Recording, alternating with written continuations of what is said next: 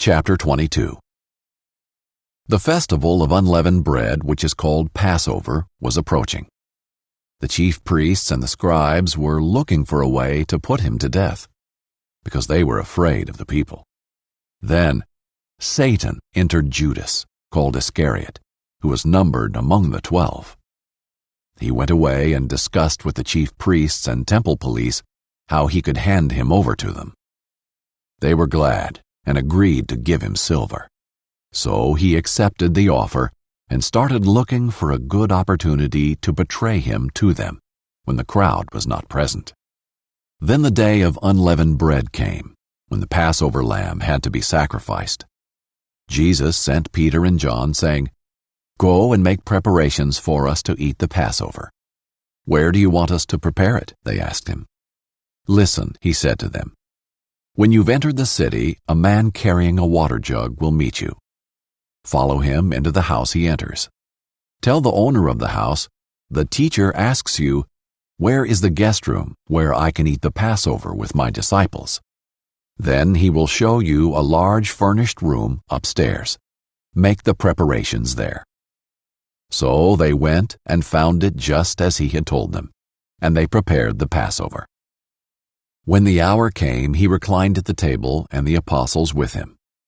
Then he said to them, "I have fervently desired to eat this Passover with you before I suffer. For I tell you, I will not eat it again until it is fulfilled in the kingdom of God." Then he took a cup, and after giving thanks, he said, "Take this and share it among yourselves. For I tell you, from now on, I will not drink of the fruit of the vine until the kingdom of God comes." And he took bread, gave thanks, broke it, gave it to them, and said, "This is my body, which is given for you. Do this in remembrance of me." In the same way he also took the cup after supper and said, "This cup is the new covenant in my blood, which is poured out for you. But look, the hand of the one betraying me is at the table with me. For the Son of Man will go away as it has been determined. But woe to that man by whom he is betrayed." So they began to argue among themselves which of them it could be who was going to do it. Then a dispute also arose among them, about who should be considered the greatest.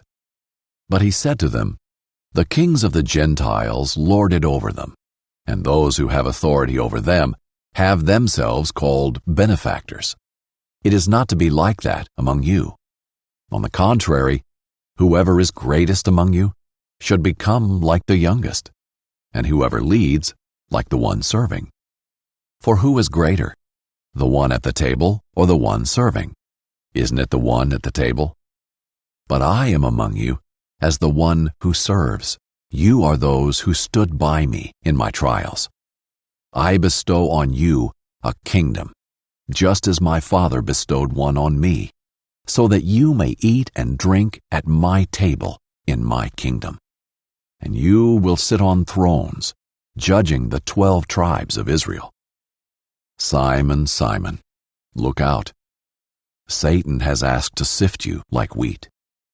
But I have prayed for you, that your faith may not fail.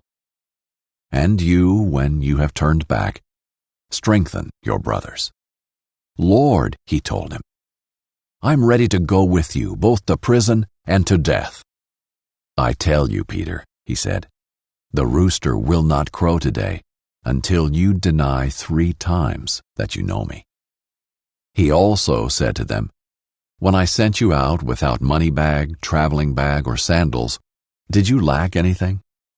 "Not a thing," they said. Then he said to them, "But now whoever has a money bag should take it, and also a traveling bag. And whoever doesn't have a sword should sell his robe and buy one. For I tell you, what is written must be fulfilled in me." And he was counted among the lawless. Yes, what is written about me is coming to its fulfillment.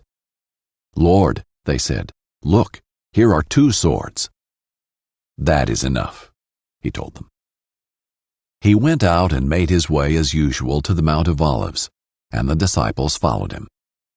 When he reached the place, he told them, "Pray that you may not fall into temptation." Then he withdrew from them about a stone's throw, knelt down, and began to pray. "Father, if you are willing, take this cup away from me. Nevertheless, not my will, but yours be done." Then an angel from heaven appeared to him, strengthening him. Being in anguish, he prayed more fervently, and his sweat became like drops of blood falling to the ground. When he got up from prayer and came to the disciples, he found them sleeping, exhausted from their grief. "Why are you sleeping?" he asked them. "Get up and pray, so that you won't fall into temptation." While he was still speaking, suddenly a mob came, and one of the 12, named Judas, was leading them. He came near Jesus to kiss him, but Jesus said to him, "Judas, are you betraying the Son of Man with a kiss?" When those around him saw what was going to happen, they asked, "Lord, should we strike with the sword?" Then one of them struck the high priest's servant and cut off his right ear. But Jesus responded, "No more of this," and touching his ear, he healed him.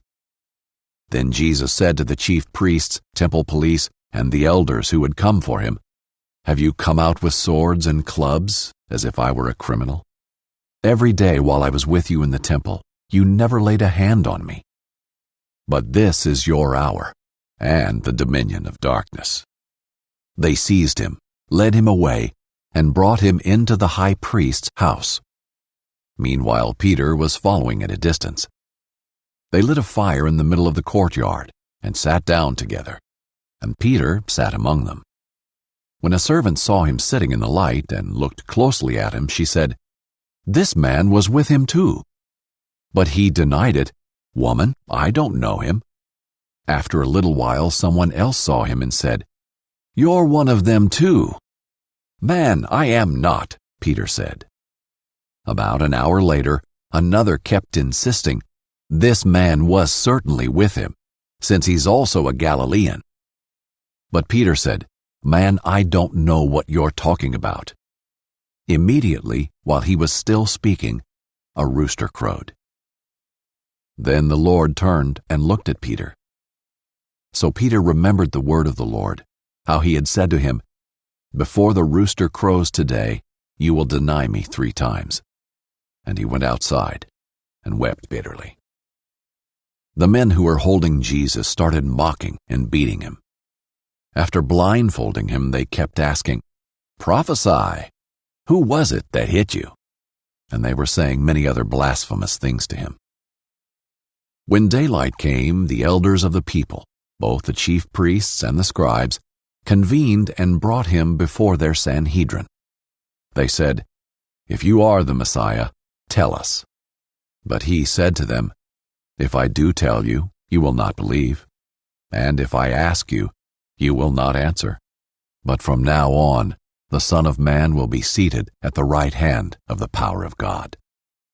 They all asked, "Are you then the Son of God?" And he said to them, "You say that I am." "Why do we need any more testimony?" they said, "since we've heard it ourselves from his mouth."